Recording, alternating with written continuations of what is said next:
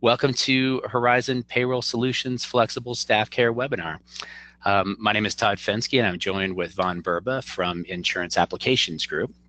So Flexible Staff Care brings benefit solutions designed for the hourly employer. And as I mentioned earlier, we'd love to get questions via chat. And we're going to go ahead and mute everyone. If you can mute yourself, that would be wonderful. Otherwise, I may go ahead and mute a few folks myself if we end up getting too much background noise. But it looks like everybody's done a pretty good job of muting themselves right now. So thank you. So Vaughn, why don't you introduce yourself as well? Good morning, everyone. We look forward to going through the presentation with you, and hopefully we'll be able to answer all your questions. We know there'll be some more things that we'll cover on one-on-ones, but we hope that this overview will be helpful to everyone as we go through this morning. Thank you. All right, thanks, Vaughn. Okay, so first we want to start by saying IAG, Insurance Applications Group, we have more than 1,500 hourly employers that are currently utilizing our unique process across the country. Inside of IAG, we have different departments, and our FSC, or Flexible Staff Care division, works closely with Horizon to assist you in every step of our proprietary process that has helped our over 1,500 hourly employers that are using this today. Flexible Staff Care is integrated with Horizon Payroll Solutions. So when we talk about the integration, it can sit inside of the automated employee onboarding product that Horizon has available. It also stands alone. And then the data that's necessary for this product flows back and forth between IAG, Flexible Staff Care, and Horizon. So let's get started with an overview. So as an employer, we know you're faced with many different issues while running your business.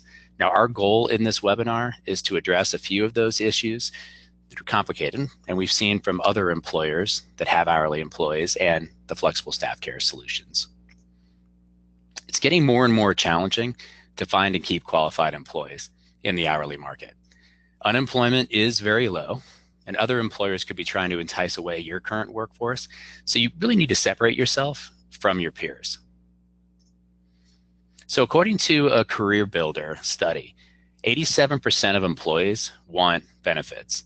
Now, the maximum out-of-pocket expense for the employee has climbed to over $7,000 on the exchange with many traditional major medical plans. But what does it cost you as an employer to provide a high deductible plan per month? So $300 to $500 per employee per month, and that can get very expensive. Hey, Vaughn, if you wouldn't mind sharing the link with Scott. It looks as though he may not have received the GoToMeeting link. So if you wouldn't mind sharing that with Scott, that'd be great. Sure. Thank you. You got it. So let's start on the cost issue. Traditional major medical deductibles are climbing at a huge rate. We also know that employees don't have enough in savings if they had to pay for a high deductible. So you may be paying for major medical benefits that employees can't really use. So as an option, we offer showing a usable benefit at a fraction of the cost of a major medical. So in our own study, we analyzed over 500,000 hourly employees. And we found that when employees are enrolled in benefits, they stay 47% longer than employees not enrolled in benefits. And retaining good employees really does save you all money. So Horizon wanted their hourly customers to see the potential advantages of flexible staff care. So working with employees in this market, they've seen many employers that have similar issues. Now, FSC can help. Hopefully over the next few minutes, we're going to give you enough of an overview to set up a more detailed private call outlining the right flexible staff care strategy for each of you. So we start by asking you, the employer, to think about your current strategy and any issues you've identified, excuse me, prior to customizing our approach. We understand the strategies will vary based on industry and size of employer. And for this webinar, we're going to give just an overview of the multiple strategies that we've got. So hourly employers typically have a tax issue. So the employer's responsibility that we break down into what we call an A and B tax. They have a benefit issue. They want to provide more perks to their employees, or they have a cost issue. They could be spending too much on benefits in general right now. Now, we also see a combination of all these issues with many different employers. When addressing all these issues, we like to think about separating out the hourly high turnover employees as really kind of a good option. You can deal with classes of your employees, and we pull out your hourly folks and treat them a little bit separate. That works quite well. So part of our ACA process is going through an answer tree. It's really to help take a look at things like minimum essential coverage versus an MVP or major med plan. We want to identify the right strategy for each hourly employer. So the right blend of our core 3 products are fixed indemnity, which we'll talk a lot about, but it's first dollar coverage. The minimum essential coverage, a MEC, which is really there to handle the A tax, and a minimum value plan or major med. And that actually covers the A and the B taxes. That'll handle all the ACA issues. So the first step in working with an employer is to determine the types of employees. We like to break them into 4 groups or classes. So we're going to call them A, B, C, and D. But it's based on the specific demographics like part-time, full-time, or core employees. We then identify if they have an ACA issue and how best to deal with that issue. So again, the true part-timers, it tends to be really based on overall hours. So the well under 30, but you still have part-time that may be around 30 or over, and then you have full-time equivalent is still an hourly employee, but they work enough hours to be considered full-time equivalent. And then the salaried folks, the hours really aren't relevant to that group. So we break these down into A, B, C, and D. And then take a look at what might be necessary to solve that ACA issue. So the second step is finding out how many employees fit into each one of these groups or classes. So this will help us design a specific strategy for each employer. We also want to know what the goals are for each group or class. Providing better or full benefits is a goal that quite a few hourly employers are looking for. Pretty much everyone is trying to figure out how to lower benefit costs. And then for those that have 50 or more full-time or full-time equivalent employees, solving for the ACA tax issue is also very important. Once we know what an employer wants and the number of employees in each group or class, we can help outline a strategy. Now, we're going to cover one strategy for the part-time employees and a different strategy for part-time employees that may eventually become full-time.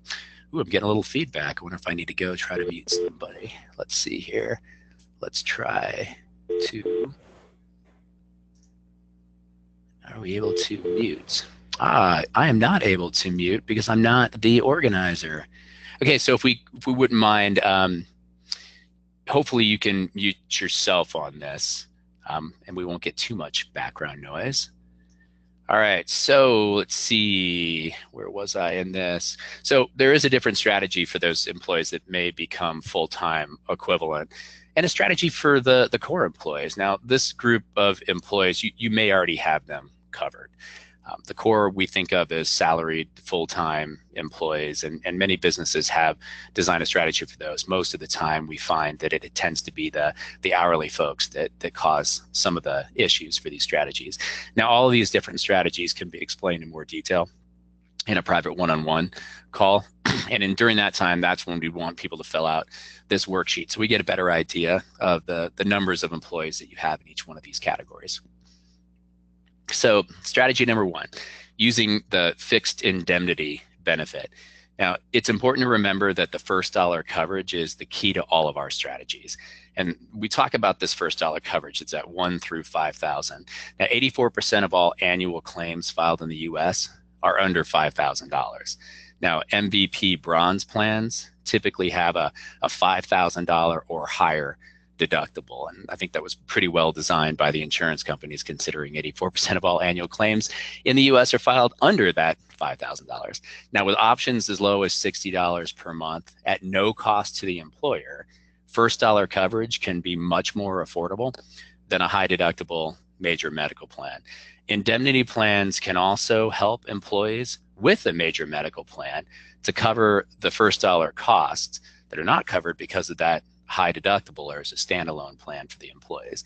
So if you have a major med plan and you're looking at a fixed indemnity, it ends up being what we would call a wrap, and they work in conjunction together. Now, offering just an indemnity plan does not solve ACA issues. We're going to talk about that in strategies 2 and 3. But the fixed indemnity is usable first dollar benefits, and we're going to go into more detail on that as well. But when looking at the ACA issues, we start talking about strategy 2 and 3. So the fixed indemnity first dollar coverage, it handles most of the services, the most common services, and 95% of the time it's going to pay directly to the provider. Now, this makes it very usable for the employee with a very high satisfaction rate. And we know this because, again, we have 1,500 hourly employers using this today. So I'm getting a little bit of keyboard feedback there. So if everybody could make sure they are muted, that would be great. Now, these two different groups right here are actually the most popular of these two plans, or these two plans are the most popular. So the second strategy starts talking about the fixed indemnity plus what's called minimum essential coverage. So why offer the MEC? If you offer just the fixed indemnity first dollar coverage, it doesn't help you take care of the ACA shared responsibility issue, the A tax. So this strategy eliminates the first half of the taxes. Remember, we broke up the employer's responsibility into an A tax and a B tax, and we'll talk more about that. But the Part A tax is completely eliminated by simply offering minimum essential coverage, or a MEC, to all of your employees. Now, if you offer the MEC and our fixed indemnity plan, our MEC has no cost to the employer and no participation requirements. Now, it does not eliminate the second half of the employer's responsibility, which is a Part B, but it is a very low cost option because, again, no cost to you and no participation requirements. But from past client experience, offering the fixed indemnity, the first dollar coverage, and the MEC has greatly reduced the number of employees that would trigger the Part B tax. They would have to be full-time equivalent and go to the exchange to get a subsidy to trigger the Part B. So many do not, and that would only be if you weren't offering them affordable bronze level MVP major med plans and then they went to the exchange and they actually got a subsidy. Then your Part B tax would actually be based against the subsidy during the months that they got those. Now, on the third strategy, we're going to outline how and why a major med plan can help full-time equivalent and your core or more salary type employees. That's shown in those two different groups. Oop, I just bumped 2 ahead, didn't I? That's shown in those two different groups that were the C and Ds. Okay, so our MEC has the required 63 wellness and preventative features, but this is really important. It doesn't have a participation requirement. Many times when you're dealing with the minimum essential coverage, the provider or broker or other groups that might be bringing it to you do have those requirements for a certain level of participation. Ours does not. So there's no cost to offering the MEC when it's offered in conjunction with our fixed indemnities. That is a big differentiator in our product set. The third strategy, offering a major medical plan. Now, a large employer, that's 50 or more full-time or full-time equivalent employees. So many employers will want to offer an affordable major med plan to all those full-time or full-time equivalent employees. And one of the measurements to determine that, and there's many, is 1,560 hours worked annually. Industry averages show that 16% of claims filed are over $5,000. And that's why a bronze plan on the exchange or other major medical plans come with a higher deductible like that $5,000.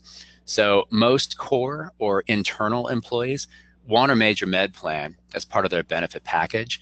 And you may want to offer a major med to the full-time to eliminate the Part B tax, or full-time equivalent actually is what I was referring to, of the ACA. Now, a good model is offering the fixed indemnity that can help cover that first $5,000 of claims.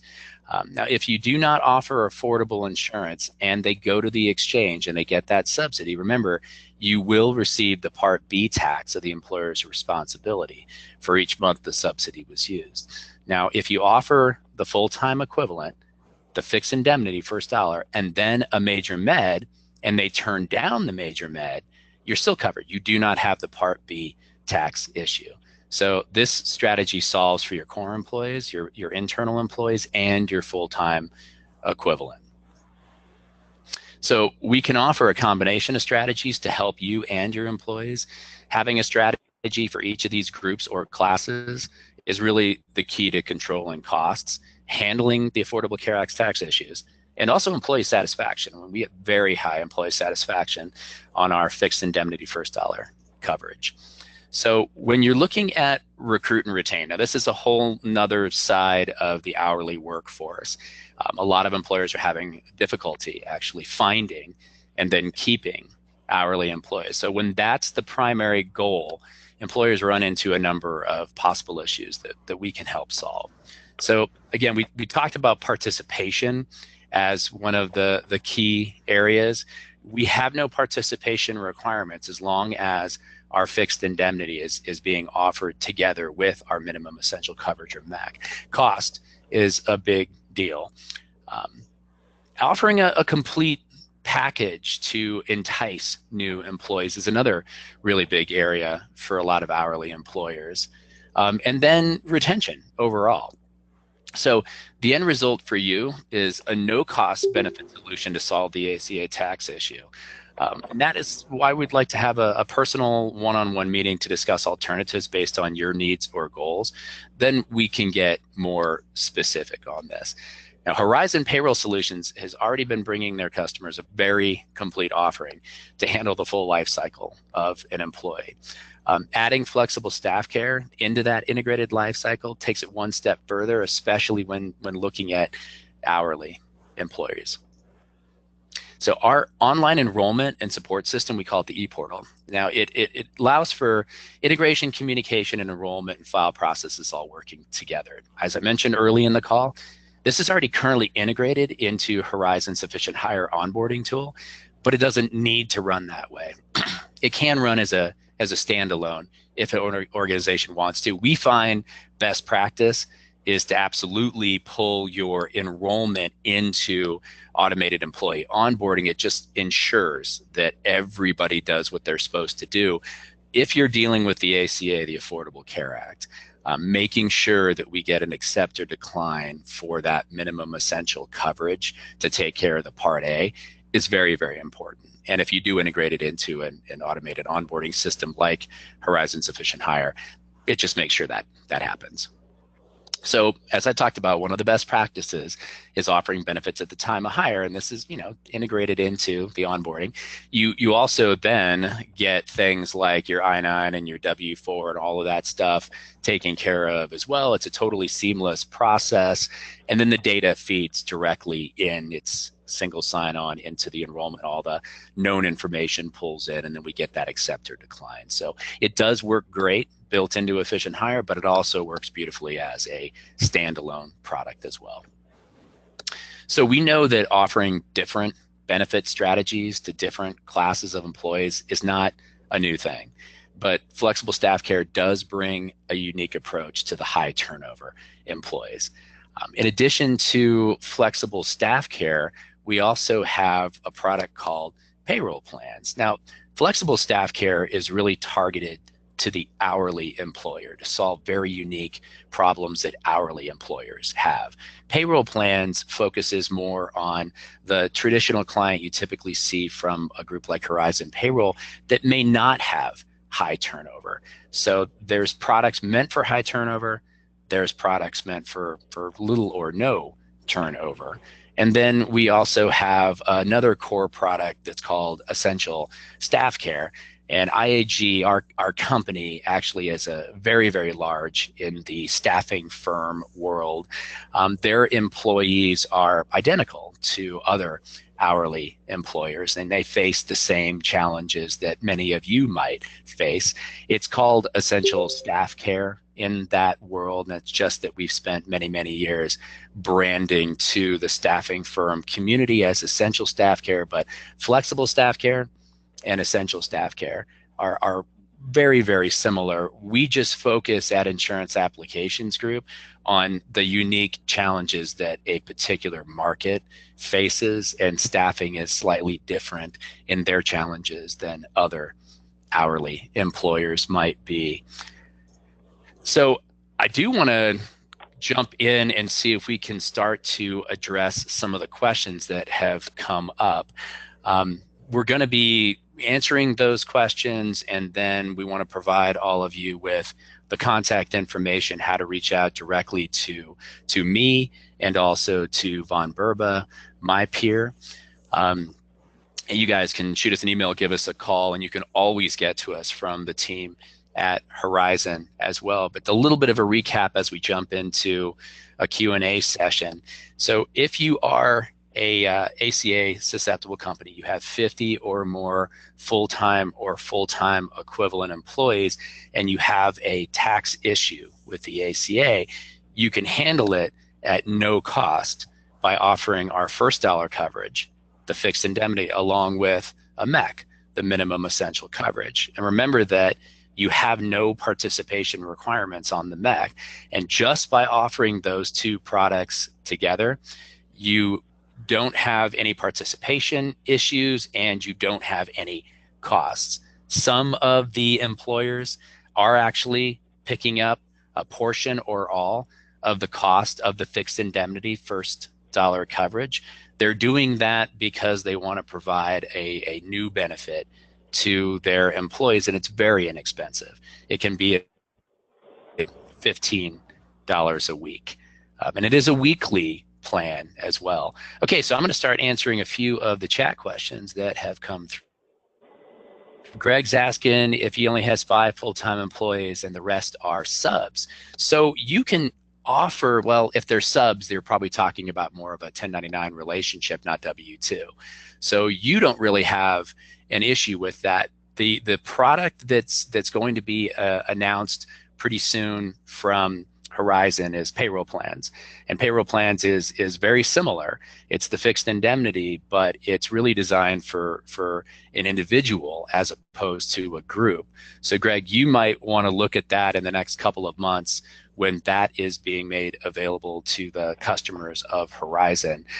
You don't have to, because these folks are not your actual employees, you don't run into the same issue that others might when you look at things like the ACA, but you still may want to offer a product that would help these folks out on that first dollar coverage. So payroll plans actually could be a really good one for you as well. Let's see, I might want to arrow up to get to the beginning of the chat. Okay, so looks like Kim doesn't have a microphone. So hopefully she will be able to hear the recording later. I'm sure you could hear it now, but doesn't look like that's necessarily a question. Okay. Yeah, this is actually a ton of information to digest at one time. It is. I mean, there's a lot going on here. That's why I wanted to recap, talking a little bit about the types of strategies that employers want to use this product set for. One of the most important things is being able to address Affordable Care Act issues without adding any costs. It's actually reducing. Another one of the ones that we see happen to a lot of hourly employers is, they want to offer benefits to their employees, but given limited participation, they haven't been able to offer benefits at all. That goes away in a scenario like this as well. Let's see. Okay, for a small employer, can they only offer benefits to those hourly employees working 40 hours per week? Yeah, there are strategies that we help employers design where you can break people out into classes. You can look at the truly part-time that are well under the 30-hour a week that usually people start to talk about on the road to full-time equivalent.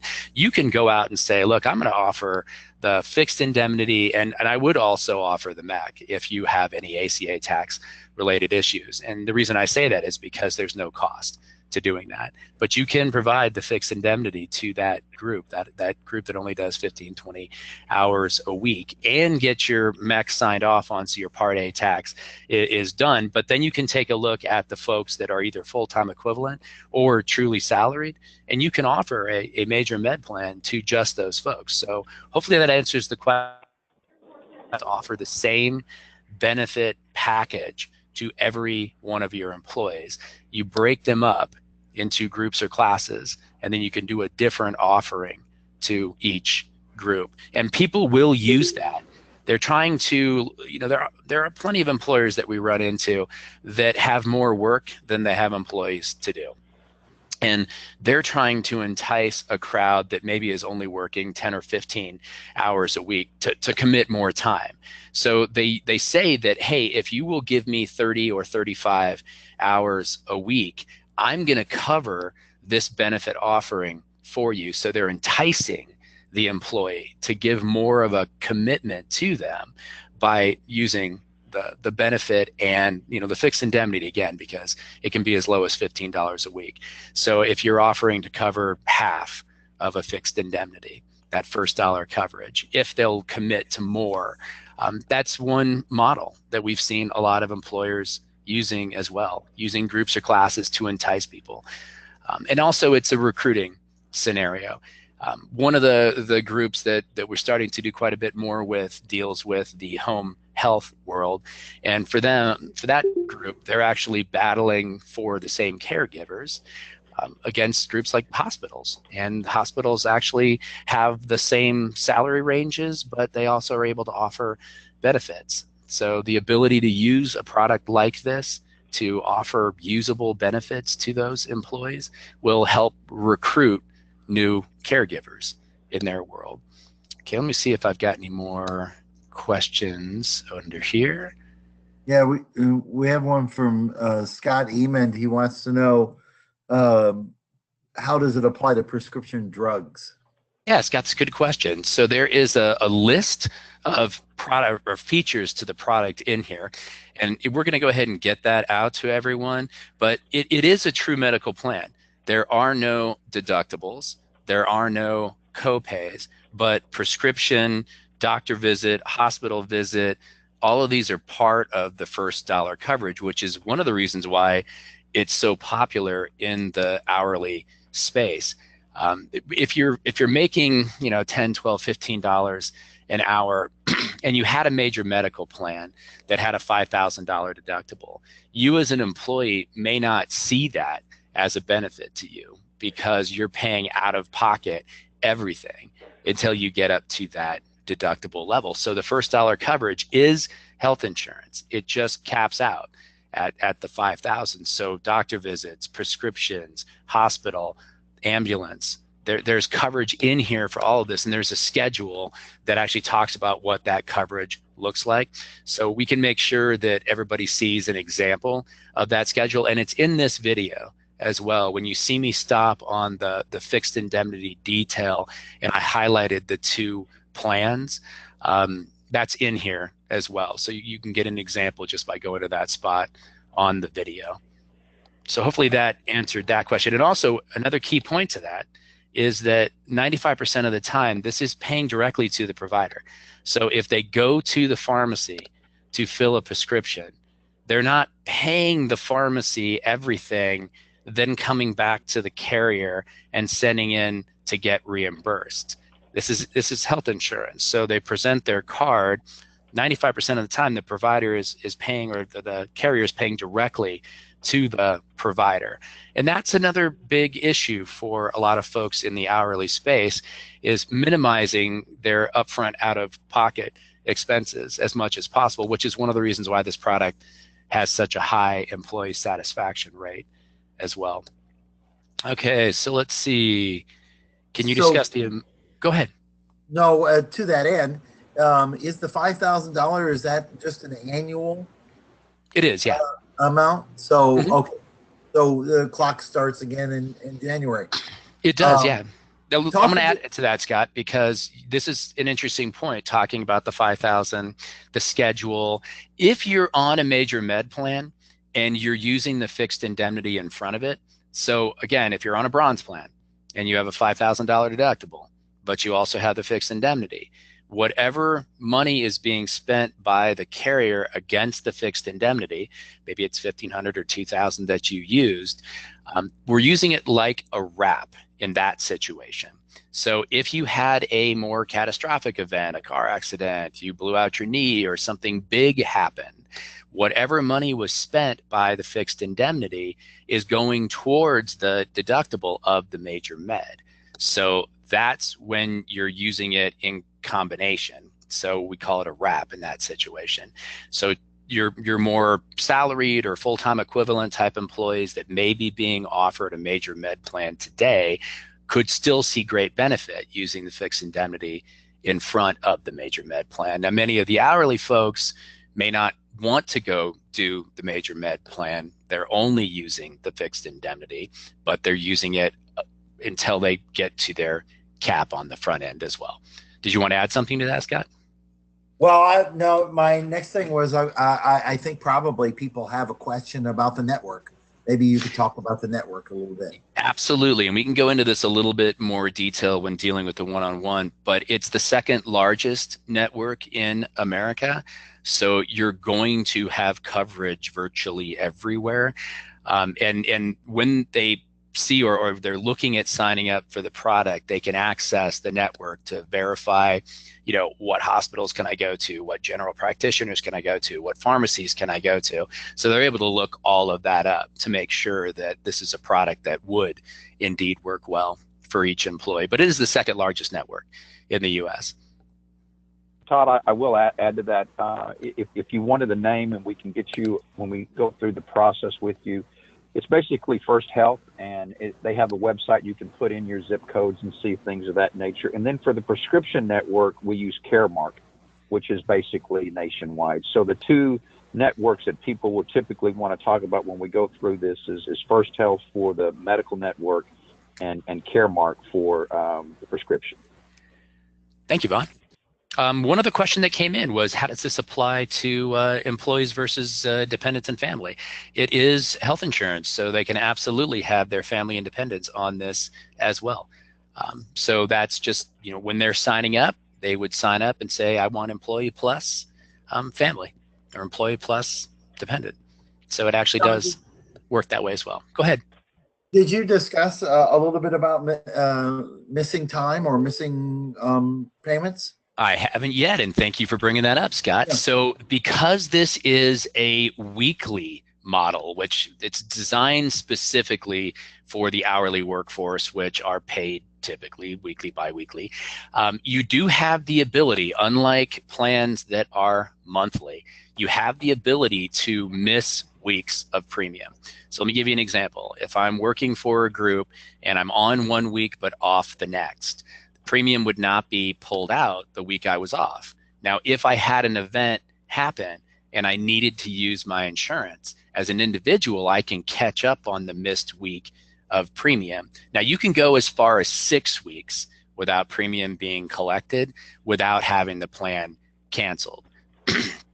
So that's a very unique aspect of this product, is that ability for weeks to be missed, not to be kicked off my plan, and I don't have to catch up unless I'm trying to use the policy. So if I had 2 weeks go by where I wasn't working and nothing happened and I didn't need to use my health insurance, don't catch up on the premium. Now, if I did have 2 weeks go by and I found I needed to take my kid to the doctor, I could catch up on the premium separately and not lose my plan, still be able to take advantage of it. So hopefully that helps as well. And looks like another, can the 5,000 limit be increased? It cannot. So when you're dealing with the next tier of insurance, you're now talking about a major med plan. And so if you needed to go beyond the 5,000, you want to get into a bronze, an MVP. And many of your organizations, many of your businesses probably have already got some form of a major med in place for those core employees. If you don't, then we certainly can assist on that side. But one thing that we do not do is go in and try to replace working scenarios with a broker, a major med plan in place. Many times those folks don't have something in place to deal with their hourly, part-time, heading towards full-time equivalent employees. So if you do not have an MVP plan available, and sometimes that was because of participation requirements, we can help on that side as well. But usually we're bringing in the fixed indemnity and the MEC, the minimum essential coverage, to kind of coincide with a plan that you already have in place. But if you can't get that plan in place, we can assist there as well. So, again, going back to the missing a week or two, how often can you do that? So, let's say I've been off work for 3 weeks, I haven't worked, or I've done something else or whatever, and I haven't made any payments, and now I'm back to work. I've made 2 weeks of payments. Is that a cumulative thing, the 6 weeks, or how does that work? It's only a 6-week break. So it isn't 2 weeks you missed and then you're on for a week and then you missed 2. It's a straight 6 weeks. If you do not have premium taken for a straight 6 weeks, then it would be considered canceled at that point. No, if I can, I think, Scott, what you're saying is what if you do that 2 or 3 times a year? It's not exactly. Cumulative. So it's not cumulative. So as long, we just kind of look at it as a 6-week block. So if you are off a couple of weeks and then you work, 2 months and then you miss another weeks, it's not cumulative. It looks at it in 6-week blocks. So it's that happens a lot of times in the hourly market. Got it. So Tammy, you threw out a pretty good question. Is this product applicable to a group that has, say, 15 employees and it's mixed of a part-time, hourly, and full-time? The ideal product for you would really be payroll plans. This one is really designed for a little bit larger group with a pretty good size of the hourly folks. So payroll plans is something that Scott and the team will be talking more about here in the next couple of months. Very, very similar. It's still a fixed indemnity. It's the same concept. It's just not, it's designed not for as much of the high turnover side. So we'll get you some more information and be on the lookout for that about the product that's called payroll plans. And it's instead of being a group plan, it's an individual, and you really can take that to any size. If there was a 5-person group and everybody's salaried, that's okay. That's a perfect plan to use as what we call a wrap again. But that would be the better model probably for you on a company of that size. Okay, a seasonal employee working 9 of 12 months would not be eligible to participate. Yeah, it's an interesting question because that really mirrors more of the staffing firm world. And what usually happens in that scenario is you actually are hired, you're working during your season, then you're no longer working. When you come back, you are rehired, which is a new event. And you would be eligible to come back on. It happens all the time in the staffing firm world. I'm on a project for 3 months and then I'm off. And then 2 or 3 weeks later, you as a staffing firm find me another job and I get rehired. I am now eligible to come in as a new employee at that point. So those are real events. So you can treat a seasonal employee as you're hired during this period, you're rehired during this next period. So they actually would be eligible to use a plan like this. So hopefully that helps. Let's see. Okay, good. Right on. Are there any more questions that you all would like to ask? Now I'm going to go ahead while we're still doing the Q&A. I'm going to bring up the phone numbers. So you all have my email address, Vaughn's email address. Now remember, you can always reach out to Scott and the team at Horizon. They can connect you with us at any point. And they, as you can tell from Scott's questions, have learned quite a bit about the product set. So they might even be able to answer some questions for you as well. But please feel free to reach out to me. Again, I'm Todd Fensky. And then my peer Vaughn Burba has piped in to answer a few additional questions. You can check out the website, flexiblestaffcare.com. And, there's a few shorter videos on there that actually target particular strategies. And, the recruit and retain one is an excellent one to take a look at. Benefit strategies overall start talking about cost, how to reduce your cost. We know a lot of hourly employers that went out and tried to bring Major Med directly to every one of their hourly employees, and it was expensive. You have to make it affordable, and it was very expensive, and their employees were not seeing it as a real benefit. And that's tough. You're not necessarily allocating the limited dollars that you have to provide benefits or provide perks in the best way if you're spending a lot and your employees perceive that as not a perk. So there are ways for you to spend that money more wisely and get a better value, at least perceived value, from your employee as well. So that benefit strategies talks a bit about the cost behind it. There's some information in there just in the ACA in general. I mean, I do find it very interesting that we're forcing businesses to provide benefits to 50 or more full-time or full-time equivalent employees, but at the same time, if you do not have a high enough level of participation, a carrier may not even allow you to offer the benefits. So you as an employer could be stuck. You know you need to provide, you're not able to because you can't get the participation level. So you're literally just getting taxed. That's unfortunate. You don't have that same problem when you're dealing with this product set. That participation requirement goes away. And again, the first dollar benefits is the reason why.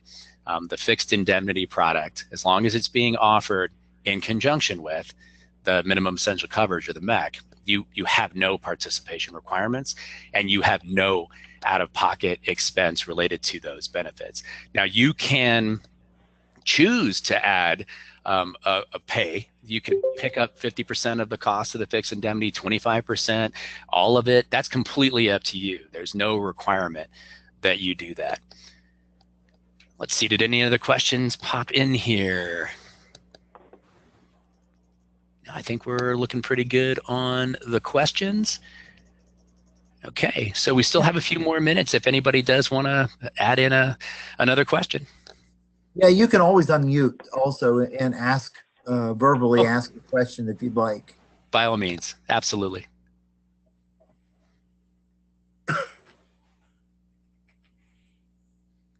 Scott, can you think of any other ones that we've run into in many of the calls that we've done that we did not address so far on this call? Because you've heard some excellent questions from customers. Yeah. Can you guys hear me? Yeah, we can hear you now. So we offer an HSA and then we contribute dollars to an HSA spending account.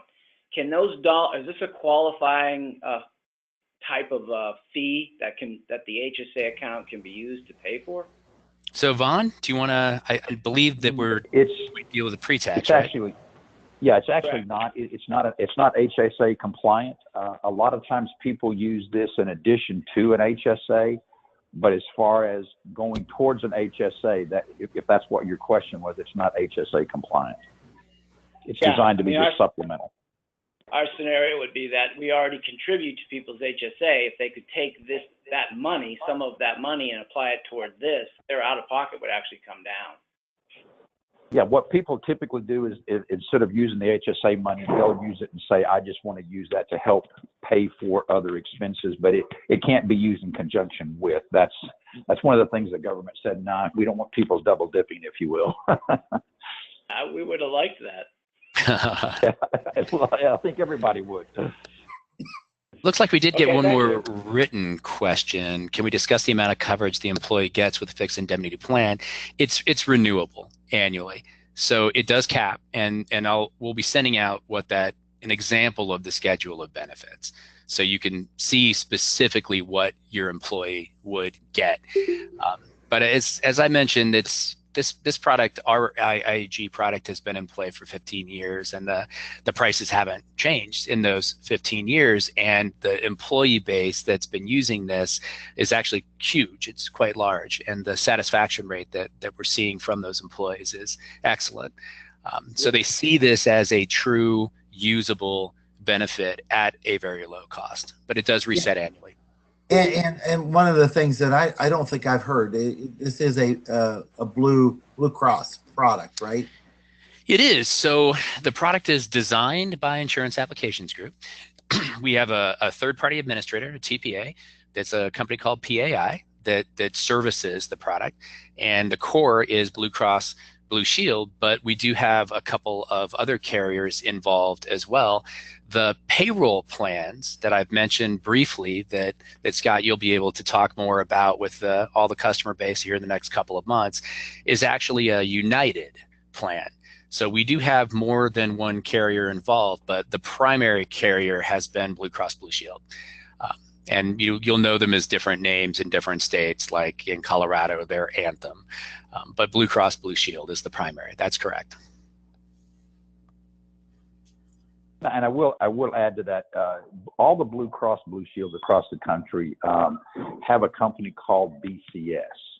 And to make sure that we're able to do all the different states and all that, the underwriting piece of it is actually BCS, which allows us to do with all the different Blues across the country, the networks, we use things like First Health and all of that, but you'll actually see the underwriting name will actually say BCS, which is part of the whole Blue process. Yeah, BCS is owned by the Blues. And I just want to make sure, just so somebody's not confused, there is no underwriting to this product. You're absolutely right, Scott. There is no underwriting to this product. Yeah, when I apologize. When I said underwriter, I meant risk holder. Maybe is a better word. They're the if you want to think of them as the insurance company as an example. But you're right. It's this guaranteed issue. There's no underwriting type of issues to worry about.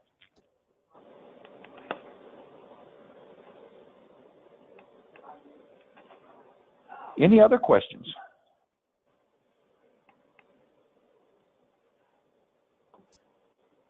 Well, as Todd said, we'll have a copy of this video, this webinar that you can listen to. We have follow-up documents on our website. We have videos.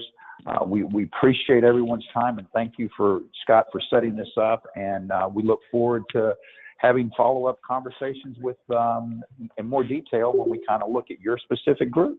Todd, is anything else, Scott? Yeah, actually, I wanted to add slightly to what you just said, Vaughn. So if you have some level of interest in digging deeper, reach out. We'd like to just send you that worksheet that would help you kind of describe to us the breakdown of your employees. Got 15 over here, 5 over there, 10 over there in these different groups, and what primary goal you're looking to accomplish, whether it's, bringing more benefits, more perks to your people, if it's dealing with the ACA, what you're really trying to accomplish. And then we can talk a little bit further about how that strategy could get accomplished. So certainly reach out to Vaughn, to myself, to Scott.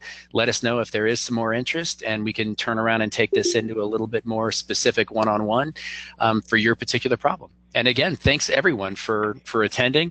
Scott, as Vaughn said, thank you for setting this up. Yeah. Always a pleasure. And I think we can probably wrap it up on that note. Sounds great. Okay, everyone. Have a great rest of your day. Thank you. Bye-bye. Bye-bye.